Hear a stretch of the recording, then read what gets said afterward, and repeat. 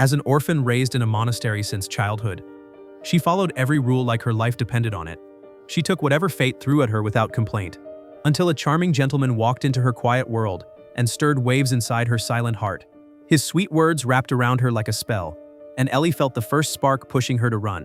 They passed notes during prayer like a secret romance, sharing their love in stolen moments, until one day he finally asked her to marry him.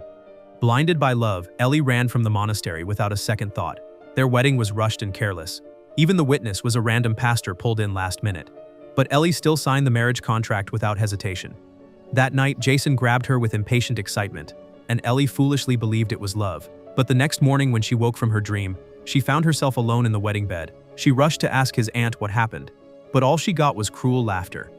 Alors, mademoiselle, il n'y a jamais eu de monsieur Poucaillou. Votre mariage n'était qu'une mise en scène, une ruse de mon neveu pour profiter de vos charmes. Vous mentez. L'homme avec qui vous avez passé la nuit s'appelle Valmont. Il est vicomte.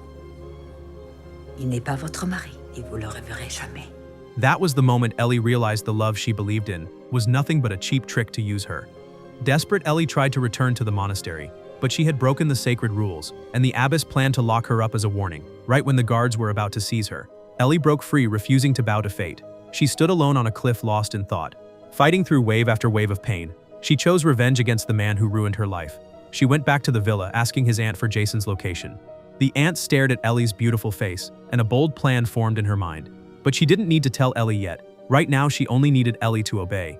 After a week of exhausting travel, they arrived at the aunt's apartment in Paris. But before she even sat down, she saw a breakup letter from her prince, meaning every source of her money was gone. But the aunt simply smiled. She had expected this day all along. She calmly took Ellie to a boutique and spent her last savings on a stunning gown. Ellie's beauty immediately caught a young gentleman's eye. She gave him a polite smile, but the aunt scolded her sharply. Cessez de sourire aussi bêtement. Seuls les catins se laissent regarder ainsi. Séduire n'est rien.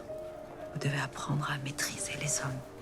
That was her first real lesson. They weren't here to flirt with men, they were here to own their hearts. Right then, a middle-aged man motioned to the clerk, handing Ellie a note of affection, and he even paid for her dress. Only then Ellie started to understand the aunt's plan. That night, Ellie woke up to strange sounds, and through the door crack she saw something wild. The elegant aunt was playing games with two young men, and Ellie's imagination ran wild. Her body heated with confusion and curiosity.